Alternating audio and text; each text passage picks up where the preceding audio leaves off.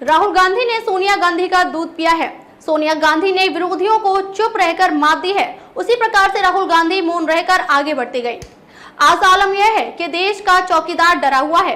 कभी विदेशी सोनिया गांधी बनाम स्वदेशी वाजपेयी के मुद्दे को हवा दी थी, अब राहुल गांधी को पप्पू और परिवारवाद से जोड़ा जाता है, वो भी आगे बढ़ रहा है। देखें इसके गौर की खास रिपोर्ट। मैं अंजना द विश्व प्रेम न्यूज और हरियाणा न्यूज फ्लैश से। तो चलिए बढ़ते हैं आज की खास खबर की ओर।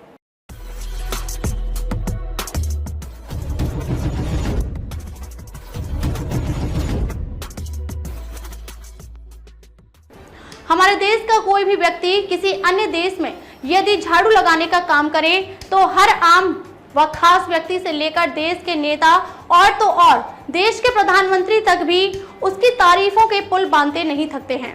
भारतवासी होने के नाते मुझे भी फक्र होता है। यहाँ मैं किसी भी भारतीय जो विदेश में निम्न एवं उच्च पद पर पदासीन है के विरोध में बात नहीं कर रही हूँ, बल्कि उन सभी भारतीयों को धन्यवाद देती हूँ जो विदेश में जाकर हमारे देश का नाम रोशन कर रहे हैं तथा वहां से धन अर्जित कर रहे हैं। परंतु बात आती है कि मैंने ऐसा क्यों कहा। विश्व स्तर पर भारतीय मूल के विदेशों में प्रतिनिधित्व करने वाले श्री जगन्नाथ और श्री रूपोन सहित 9 राष्ट्राध्यक्ष भारतीय मूल के हैं। इसी तरह सूरीनाम ने 5 भारतीय मूल के राष्ट्रपतियों को देखा है। इसके अलावा गुयाना में 4 और सिंगापुर में 3 राष्ट्राध्यक्ष भारतीय मूल के थे। इन देशों के अलावा त्रिनिदाद और टोबैगो, पुर्तगाल, मलेशिया, फिजी, आयरलैंड और सेशेल्स ने भी एक भारतीय मूल के राष्ट्राध्यक्ष को चुना है। अब बात करते हैं हमारे देश भारत में एक विदेशी मूल की निवासी की, जो देश के सबसे पुराने धनाढ्य एवं राजनीतिक घराने की बहू बनकर आई। उस वक्त उसका पूरे देश ने स्वागत किया, किसी ने भी विरोध नहीं किया। समय के साथ वह राजनीति में आई, जब वह राजनीति में आई तब भी कोई नहीं बोला। चुनाव लड़ा, किसी ने विरोध नहीं किया। चुनाव में जीत हासिल की, सभी ने बधाई प्रेषित की, किसी ने भी विरोध नहीं किया। परंतु जब उनकी पार्टी ने उन्हें देश के प्रधानमंत्री के लिए नामित किया, उस समय देश के हर राजनेता को वह शख्सियत विदेशी मूल को दिखने लगी। हर तरफ विरोध का बिगुल बजा। शरद पवार ने इसी को आधार बनाकर पार्टी छोड़ी तो बीजेपी ने 1999 के लोकसभा चुनाव में इसे जोर शोर से उठाया। एक बार तो सुषमा स्वराज ने यहाँ तक कह दिया था, यदि सोनिया पीएम बनी तो मैं अपना सिर मुड़वा लूंगी। हालांकि सोनिया गांधी ने 2004 में पीएम पद को अस्वीकार कर सबको चकित कर दिया था। सोनिया के विदेशी मूल के मुद्दे और कांग्रेस के अंदरूनी मतभेदों को विरोधी पार्टियों ने चुनाव में खूब भुनाया। खास तौर से बीजेपी ने पूरे चुनाव प्रचार के दौरान विदेशी सोनिया गांधी बनाम स्वदेशी वाजपेयी के मुद्दे को हवा दी थी। बेल्लारी में सोनिया को चुनौती देने गई सुषमा स्वराज ने देसी बेटी बनाम विदेशी बहू की लड़ाई का रंग दिया था। यह तो वही बात हुई, हमारा कुत्ता कुत्ता तुम्हारा कुत्ता टॉमी। यहाँ सोनिया गांधी के संयम की दाद देनी पड़ेगी। उन्होंने धैर्य रखा। 3 दिन की जदोजहद के बाद भी वह प्रधानमंत्री बनने के लिए राजी नहीं हुई। उन्होंने अपनी जगह प्रसिद्ध अर्थशास्त्री डॉक्टर मनमोहन सिंह को प्रधानमंत्री बनने के लिए राजी किया।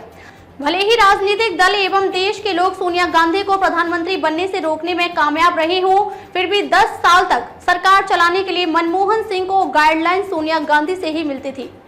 आगे बारी आती है उन विदेशी मूल के राजनेत्री के पुत्र राहुल गांधी की। देश के वरिष्ठतम नेता ने पप्पू की उपाधि दी। हर छोटी बड़ी बात पर यही कहा जाने लगा कि यह तो पप्पू है, इसे कोई ज्ञान नहीं है। राहुल गांधी की हर गतिविधि पर सवाल उठाए जाने लगे।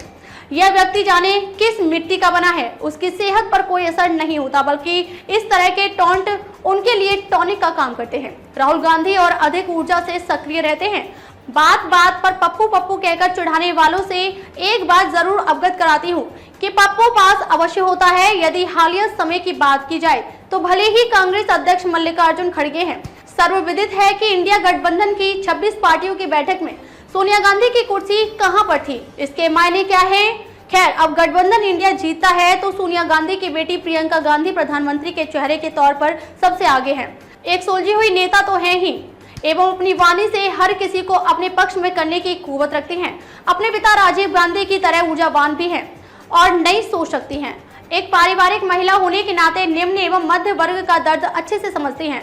जो व्यक्ति उच्च वर्ग के साथ साथ निम्न एवं मध्य वर्ग को साथ लेकर चलने वाला हो, उस देश में विकास अवश्य होता है।